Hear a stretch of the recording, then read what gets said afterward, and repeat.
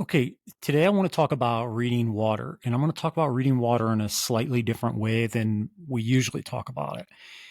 And that is in today's tip, I want to talk about supply and demand. So, fish are predaceous and they're opportunistics. What we really want to start thinking about is what is the supply and what is the demand of the fish?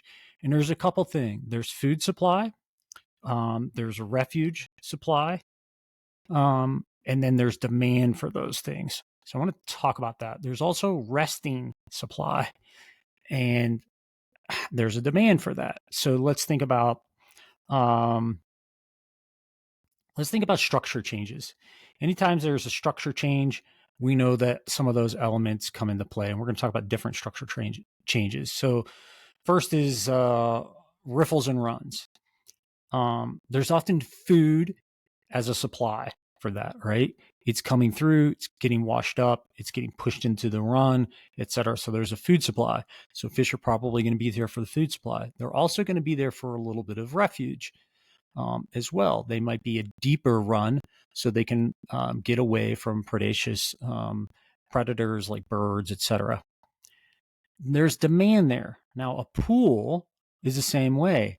Your pool sits below your typical riffle or your drop. And so you have a couple things right there. One, right at the start of the pool, you have all that stuff that's being washed up by the riffle coming down in, dropping into the pool. Pool is typically very deep. They're hiding. They got a place to go for refuge. So there's a lot of demand in those scenarios. Okay, what about an eddy? Eddy can act like that as well. Eddies wash up all kinds of food and a lot of food on the surface. So they're great places to fish.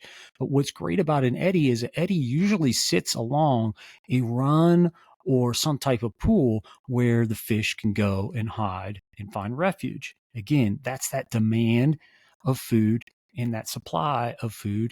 And same thing with refuge. We're going to talk about boulders. Boulders have refuge, supply, and demand, right? So you have a boulder, fish can sit behind it, they can find refuge, they can find rest, etc. But what's coming around it? There's all kinds of food coming around it, being pushed to it and around it to concentrate food. So if we look for those higher concentrations of food, we're usually going to find higher concentrations of fish. Drop offs are the same way. We talked about that in a pool scenario, but a drop off can be in a number of different locations. But a drop off really does a lot of things. It provides you with refuge, right? So they can get a little bit deeper, they can get away from things. They can also settle in and save a lot of energy in there. And a drop off is a standard place where a flow of water can come. So you are probably going to get more and more food into those areas. That's typically why we see fish in those areas. The other one, and one of our favorites, is undercut banks, right? You have an undercut bank, it's usually sitting on the outside of a bend. That's why it's undercut. Fish can sit way back into those undercuts and get into areas where they can rest. They're way out of the way of predation, so they're pretty safe there. But the entire river is pushing food into their zone. So they're coming in and out of that resting spot to catch food, feed, etc., and go from there. So when you start looking at a river and you start trying to understand, hey, where are fish going to be at? Maybe I'm fishing in a new area. Instead of using some of the more common practices that you use, start to think about supply and demand. What has the highest amount of supply and the highest amount and is meeting the needs of all the demand? Because demand doesn't change.